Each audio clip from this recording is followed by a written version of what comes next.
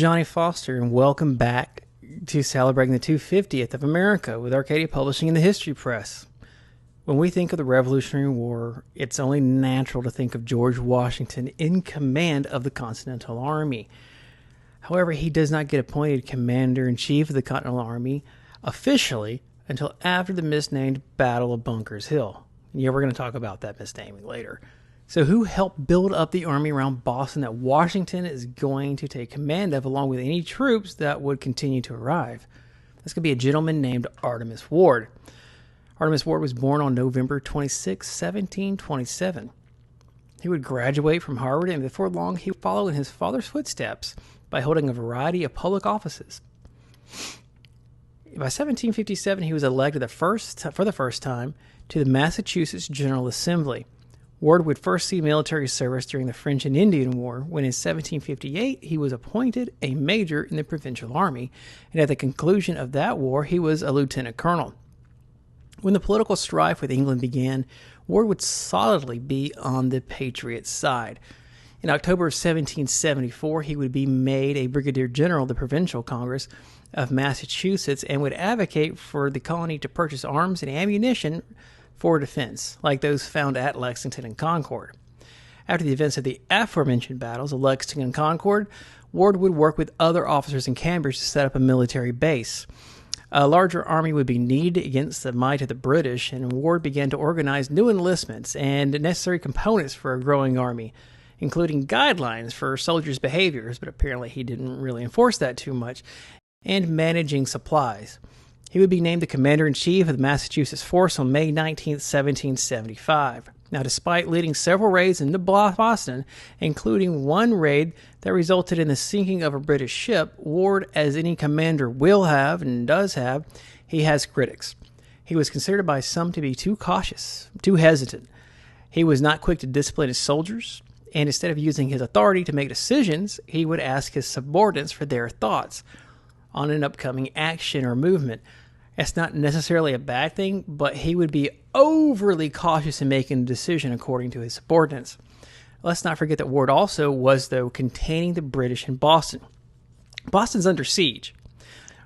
Ward's going to have his further critics, but on June 17, 1775, 2 days after Washington was appointed Commander-in-Chief of the Continental Army, but he hasn't officially taken it yet, the Battle of Bunker Hill is going to take place. Although it was fought on Breed's Hill due to Colonel William Prescott, who was chosen to build a fortification on Bunker Hill, which was the tallest around Boston. Deciding not to build the redoubt there he had been ordered to, he chose Breed's Hill, and this was because it was closer to Boston, and he thought it was more of a threat to the British, which it was. By this time, the British had reinforcements in Boston, and British Commander-in-Chief General Sir Thomas Gage was under pressure to quash the rebellion. He planned a new strategy with his larger force to attack the Patriot forces around Boston. General Gage is also wary now of the group of Patriots who had begun to fortify Breed's Hill, starting on June 15th, and would continue on the 6th into the 16th. When the amount of work the Patriots has done is seen by Gage, he's shocked. Now, to begin the battle, the British Navy fired cannonade at the fortification. In order to keep the troops calm, Colonel Prescott walked the parapets, coolly inspecting the works in hopes of calming his men, which he did. After the naval barrage, the British infantry would take the field. The British, marching in tight formation, attacked the Patriots on Breed's Hill, but they're pushed back. It was during this initial attack that William Prescott, Patriot officer, supposedly said, "Don't fire until you see the whites of their eyes." Indeed, the British, though, were pushed back, and it was by a deadly volley of up-close musketry. It would take 3 times for the British to take the hill, and on the third attempt, the Patriots ran out of gunpowder. This was why it was taken. However, the British suffered more casualties from this ragtag group of Patriots who stood up to the might of Britain. So why is this defense seen as a tactical failure for the Americans when the British suffered more dead and wounded? Aside from the fact that the British had the field at the end of the day, we have to look at why didn't the Patriots have more reinforcements and ammunition getting to them.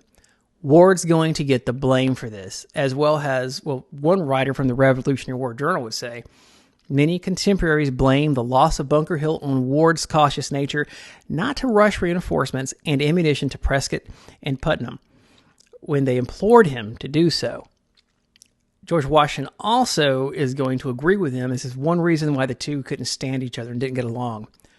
Now, Ward was responsible for troop movements and getting supplies, but he did so from his headquarters and not with eyes on the battlefield himself. But kind of feel like if people are asking for reinforcements, you send it to him. Now, even though he was slow to act in the eyes of some, boring and extremely puritanical to the eyes of many, Ward should be held as an early hero of the American Revolution. A man who never formed an army somehow managed to get a group of volunteers together, volunteer soldiers, to keep the mighty British Army bottled up in Boston, contained in Boston. And when Washington did arrive to take command of the army in July of 1775, because of Ward and his subordinates, there was an army there for Washington to take command of. Ward would be appointed second in command by the Continental Congress and would take over the right wing of the army surrounding Boston. But when the British withdrew from Boston on March 17, 1776, it signified the beginning of the end for Ward's career as a military officer and a return to civilian life. Ward's going to serve in different offices, including being a member of the Continental Congress, and would be elected to the Second and Third Congress of the United States. Ward would also become a Speaker of the Massachusetts House and had that post during Shays' Rebellion, where he would not back down from rebels who confronted him on the steps of a courthouse. Ward was a respected statesman, and his reliance on the rule of law was respected. Ward would retire from public life in 1797, and less than 2 years later, he would die in October of 1800.